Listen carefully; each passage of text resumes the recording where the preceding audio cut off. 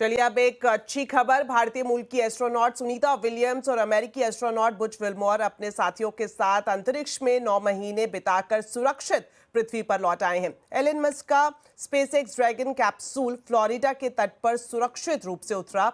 International space station से पृथ्वी पर लौटने पर उन्हें 17 घंटे का वक्त लगा। सभी एस्ट्रोनॉट्स को स्ट्रेचर पर कैप्सूल से बाहर निकाला गया। सुनीता विलियम्स ने बाहर आते ही अपना हाथ हिलाकर अभिवादन भी किया।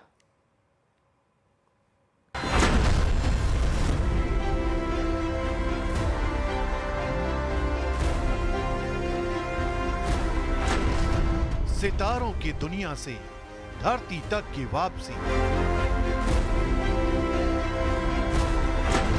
सुनीता विलियम्स और बुच की ऐतिहासिक लैंडिंग।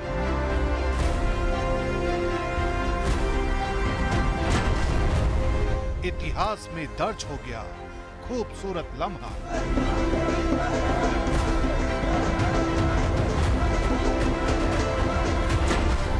धड़कनें बढ़ा देने वाले सफर का सुखद अंत।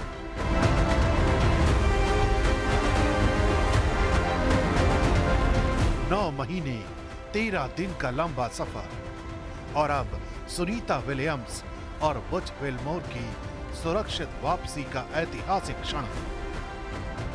ये सिर्फ एक सफर नहीं था, ये एक ऐसी कहानी बन गई है जिसे अंतरिक्ष विज्ञान के इतिहास में सदियों तक याद किया जाने वाला है।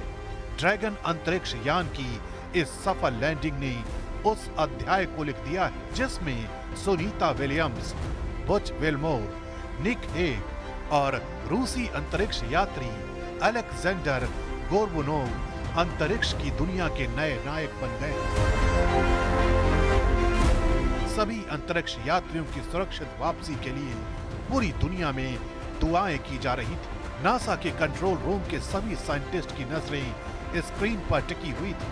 ये पल धड़कनें बढ़ाने वाला था, लेकिन फ्लोरिडा में पैराशूट की मदद से चारों यात्रियों को लाने वाला ड्रैगन कैप्सूल जैसे ही समंदर में समाया, दुनिया खुशी से झूम उठी। इस वापसी ने सिर्फ एक मिशन को पूरा नहीं किया, बल्कि भविष्य के अंतरिक्ष अभियानों को उम्मीद और ताकत दी।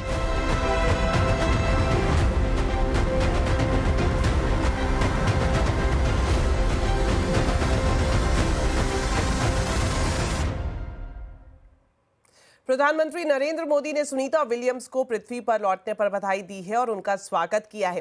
पीएम ने सोशल मीडिया साइट एक्स पर पोस्ट किया और लिखा कि सुनीता विलियम्स और अंतरिक्ष यात्रियों ने एक बार फिर दृढ़ता का वास्तविक मतलब बताया है। उन्होंने आगे लिखा कि सुनीता विलियम्स एक पथ प्रदर्शक हैं और एक आइकॉन भी हैं। सुनीता ने दिखाया है कि जब सटीकता जुनून से मिलती है और तकनीक दृढ़ता से मिलती है तो क्या होता है। तो हर तरफ खुशी का माहौल है। सुनीता विलियम्स अब वापसी कर चुकी हैं पृथ्वी पर और इस बीच केंद्रीय मंत्री जितेंद्र सिंह ने सुनीता विलियम्स की सुरक्षित वापसी को गौरव, गर्व और राहत का क्षण बताया है। ये एक बड़ा ही सुखद संयोग है।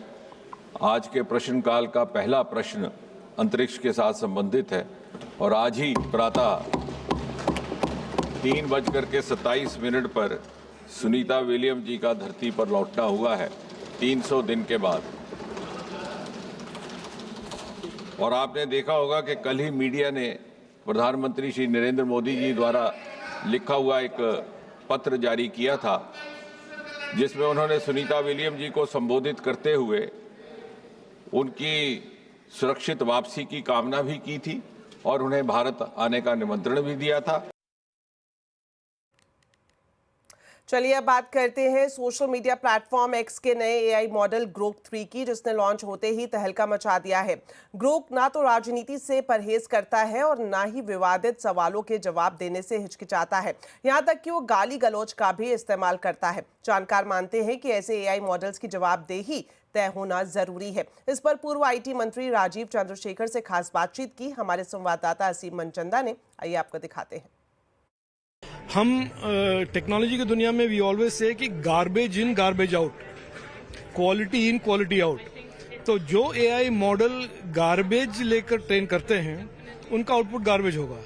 जो एआई मॉडल सख्ती से क्वालिटी डेटा सेट्स और क्वालिटी इंफॉर्मेशन को लेकर ट्रेन करते हैं उनका आउटपुट क्वालिटी होगा। अच्छा, पूरी तरह से अनफिल्टर्ड है, अब्यूसिव लैंग्वेज भी इस्तेमाल कर रहे हैं ये एकदम। तो ये मैंने कहा ना कि जब तक हमारे देश में और अलग अलग देश में ऐसे प्लेटफॉर्म्स के लिए कोई गार्डरेल्स नहीं बनेंगे, ये कुछ भी करते रहेंगे।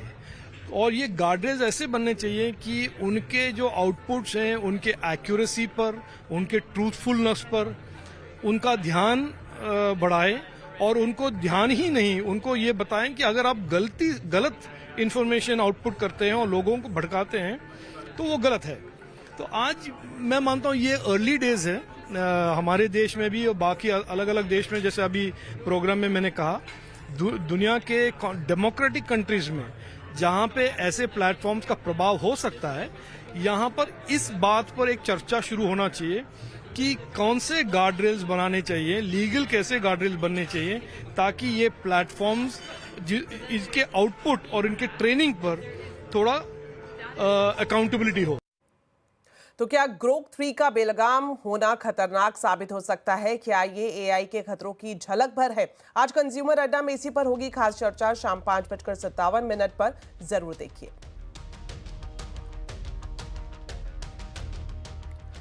चलिए बढ़ते हैं आगे। और लोन की ईएमआई भरने और पोजीशन नहीं मिलने से परेशान एनसीआर के घर खरीदारों के लिए सुप्रीम कोर्ट से थोड़ी राहत की उम्मीद जगी है। सुप्रीम कोर्ट ने इसे एक तरह से बिल्डर और बैंक की सांठगांठ बताया है और सीबीआई से पूछा है कि इनकी जांच कैसे कराई जा सकती है। डिटेल्स लेते हैं असीम से। तो असीम, बताएं सुप्रीम कोर्ट ने क्या कहा है इस पूरे मामले में, और बिल्डर और बैंक में जो सांठगांठ को लेकर बात की गई है उसकी पूरी डिटेल्स क्या है?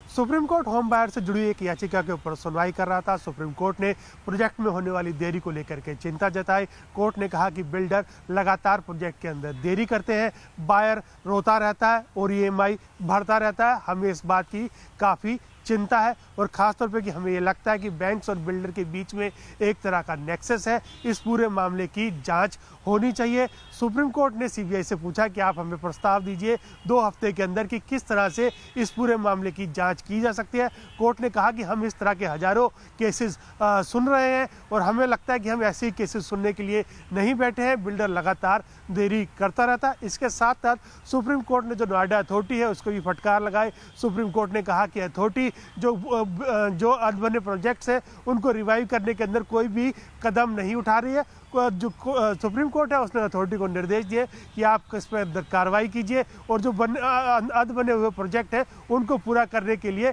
कदम भी उठाइए। तो अब सुप्रीम कोर्ट की सख्ती के बाद हो सकता है कि बायर्स के लिए एक राहत की उम्मीद दोबारा से जगी है कि उनके जो बिना बने हुए प्रोजेक्ट हैं वो जल्द ही पूरे हो जाएं। शुक्रिया सीम इस पूरी जानकारी के लिए। नागपुर हिंसा में एक बड़ा अपडेट है। नागपुर हिंसा के आरोपी फहीम शमीम खान को पुलिस ने गिरफ्तार कर लिया है। एफआईआर में फहीम शमीम खान को मास्टरमाइंड बताया गया है। एफआईआर में महिला पुलिस कर्मियों से छेड़खानी का भी जिक्र किया गया है। नागपुर हिंसा मामले में अब तक 4 एफआईआर दर्ज की जा चुकी हैं। ये खुलासा हिंसा में दर्ज पहली एफआईआर से हुआ है। एफआईआर के मुताबिक भीड़ ने अंधेरे का फायदा उठाकर महिला पुलिसकर्मी के साथ छेड़खानी करने की कोशिश की और फहीम शमीम ही वो शख्स है जिस पर भीड़ इकट्ठा करने का आरोप है। फहीम खान को 21 मार्च तक पुलिस कस्टडी में भेजा गया है। इसमें कुछ लोग जो हैं उनका शुरू से कोई रोल है क्या, वो हम उनके ऊपर क्या पहले के कुछ गुने हैं क्या वो, या ये प्लान कर रहे थे, ये सारा अभी एस्टेब्लिश होना बाकी है। क्योंकि 6 केसेस हैं, 6 केसेस में किस तरह से एक दूसरे के साथ में कोई लिंक जो भी है वो लिंक में आपको सारी इन्फॉर्मेशन, क्योंकि इमीडिएटली नहीं हो पाएगा, हमको भी इन्फॉर्मेशन बाहर से बुलानी पड़ती है, उसके आधार पे जो है मैं आपको बता पाऊंगा। आपको बता दें नागपुर हिंसा मामले की जांच अब एटीएस भी कर रही है। सूत्रों के मुताबिक जिस तरह से पत्थरबाजी की गई और जिस तरीके से पत्थरों को एक गाड़ी में भरकर लाया गया वो कश्मीर में होने वाली पत्थरबाजी की रणनीति से मेल खाता है। यही वजह है कि अब एजेंसियां हर एक कदम फूंक फूंक कर मामले की जांच कर रही हैं।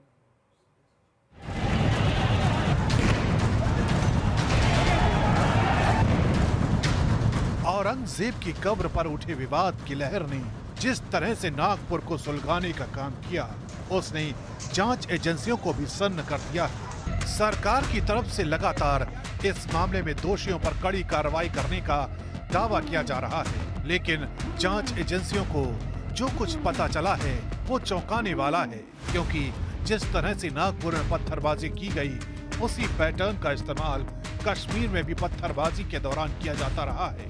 यही वजह है कि एटीएस के अलावा एनआईए भी अब इस जांच में शामिल हो सकती है।